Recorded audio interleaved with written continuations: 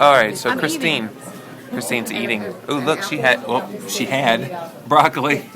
There's the last morsel of broccoli goodness. And it's the last little bit of beef kebab. Wow, on a bed of greens. All right, so what'd you think? What'd you think about the testimony today? Well, yours was great. Yeah. And Adele's was great. Richard's was great. What was great about them? What stood out to you? They told the panel what they needed to hear. Yeah, it was. Which was? Like what you're doing now is no good. You need to make some sort of change because we're going to be back here 5 years later and the same thing. So we're going to be in the same situation. And like you ended your speech, and I'm going to ask why. You know, we're not looking at the science. They're just doing it based on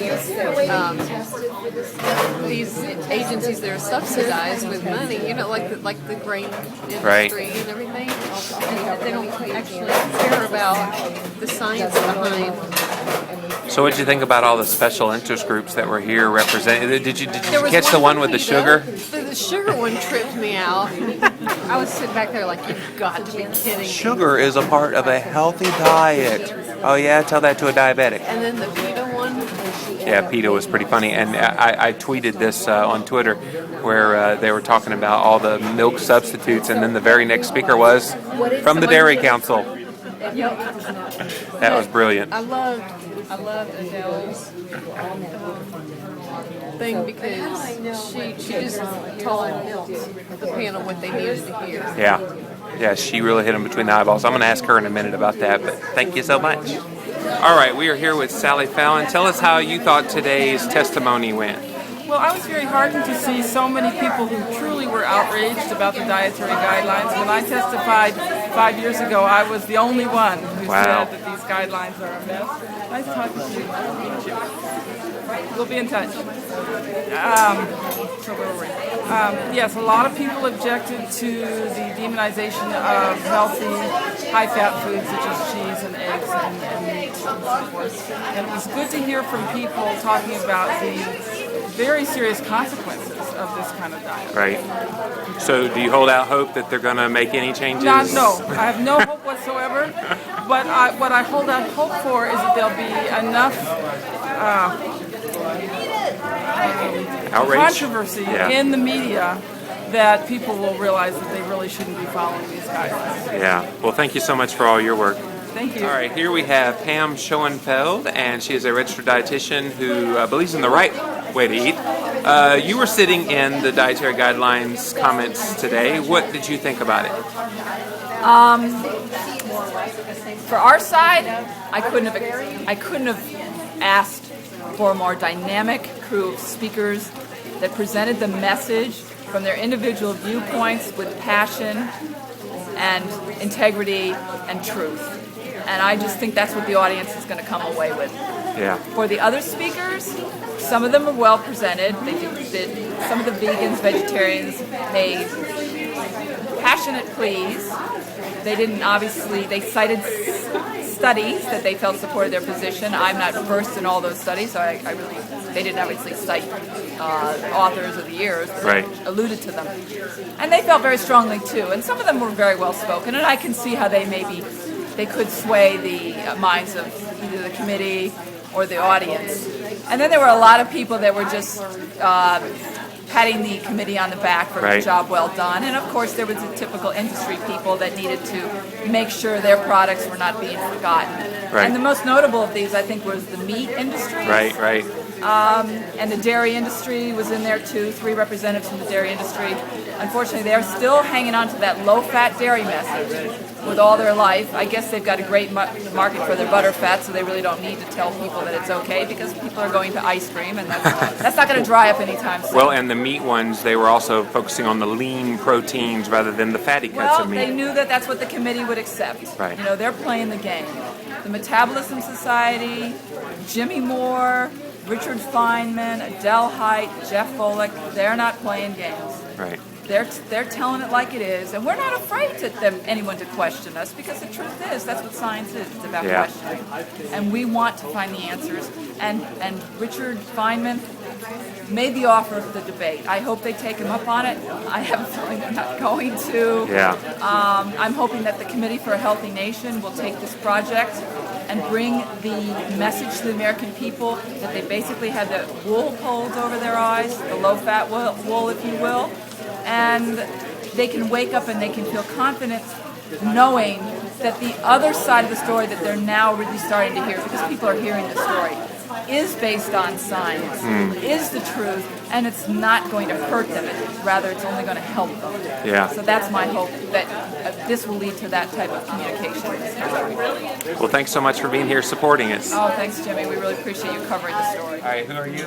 I'm Bonnie Matlow. Yeah, and what did you think about the dietary guidelines comments today? I thought they were very informative. It was interesting to see who represented what, and I think the low-carb community was well represented today. Yeah, we had a bunch of us. It was so funny. We couldn't have planned it any better. 4 out of the 6 in a row there, all being from us. Yes. So that was pretty cool. So anything stand out to you as meaningful? I thought the scientific aspects were really important.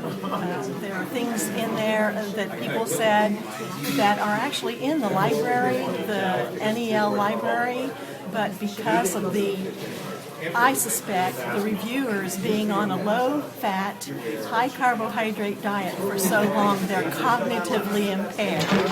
And therefore, the right conclusions were not really brought up. Yeah. Yes. Well, thank you so much.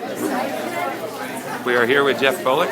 Tell us about how this went down today. How did you think it went? Well, it's nice to see that we had a contingency of folks all commenting on the need for the dietary guidelines to reflect the emerging science in low carbohydrate nutrition. I think we all sounded a consistent theme that the guidelines, which are essentially promoting diets that contain more than 45% carbohydrate, are not applicable to the entire population. In fact, a significant number of people would benefit from a low carbohydrate diet. Right. So it was nice to see that folks came out and were really encouraging the committee to look at that science more carefully and more importantly, reflect that science in their conclusions and recommendations in the report. So do you think any change will happen as a result of the testimonies given today, or was this just letting them know that the science exists and they should really try to consider that the next time around? The optimist in me hopes that they will make some changes. I would hope at a minimum they remove some of the language that specifically encourages against low carbohydrate diets. However, the realist in me tends to think that they will maintain the status quo.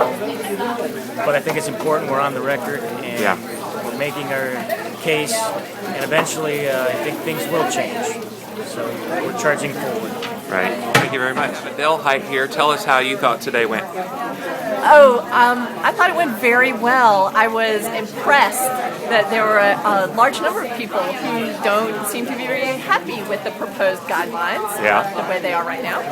For various reasons. For various reasons. There were the regular lobbyists, but I got the impression that the folks who were listening to us were most impressed by the man on the street stories like yours, Jimmy.